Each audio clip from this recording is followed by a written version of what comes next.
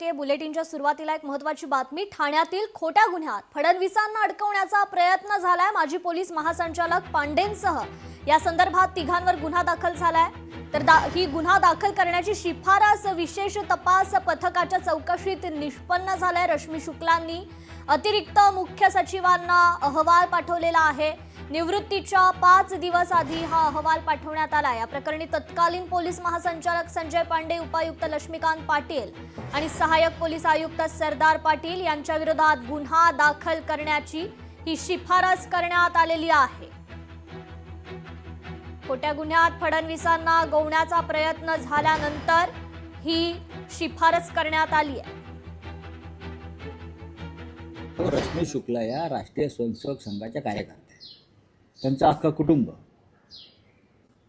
हे भाजप आणि राष्ट्रीय स्वयंसेवक संघाचे कार्यकर्ते म्हणून ते काम करतात आणि त्या वर्दीतल्या संघाच्या कार्यकर्त्या, त्यांच्या अहवालावरती विश्वास ठेवता येणार नाही। तसं नसतं तर त्यांना एक्सटेन्शन दिलं नसतं ना, संघाच्या दबावामुळे दिलं। ते खरं ते मांडलं असेल।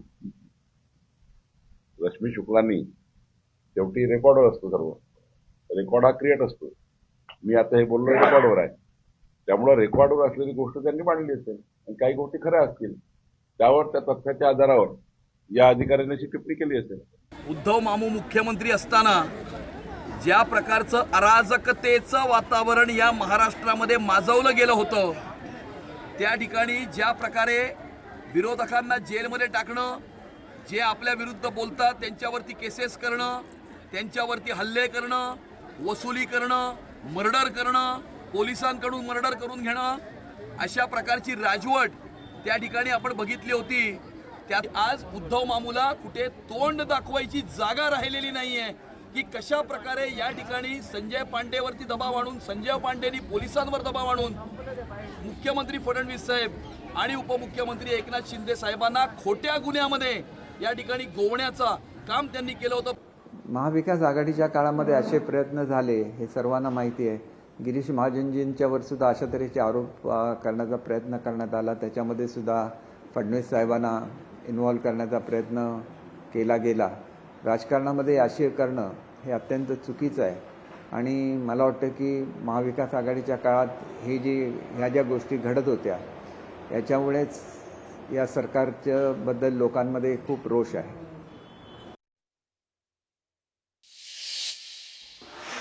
भोली सूरत दिल के खोटे असं म्हणत मंत्री आशिष शेलारांनी उद्धव ठाकरेंवर टीका केली आहे। संजय पांडे प्रकरणावरून आशिष शेलारांनी टीका केलेली आहे। पण कोणाचा दबाव होता, मी प्रश्न विचारतोच आहे ना। त्यावेळेला पोलिसांचं खातं बघणारा गृहमंत्री किंवा मुख्यमंत्री कोण होता, त्यांनी उत्तर द्यावं आणि या सगळ्या प्रकरणाचा छडा अंतिम स्तरापर्यंत जायला लागेल। उद्धवजींना याचं उत्तर द्यावं लागेल। हा पाताळ यंत्री प्रकार उद्धवजी तुमच्या काळात झालाच कसा,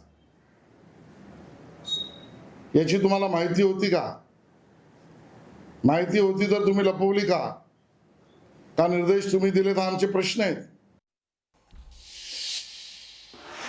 तर उद्धव मामू मुख्यमंत्री असताना अराजकतेचं वातावरण होतं। अमित साटम यांनी उद्धव ठाकरेंवर ही घणाघाती टीका केली आहे। विरोधकांना जेलमध्ये टाकण्याचं षडयंत्र रचलं गेलं असं देखील ते म्हणाले। तर संजय पांडेंची सुद्धा कसून चौकशी झाली पाहिजे असं मत देखील अमित साटम यांनी व्यक्त केलंय।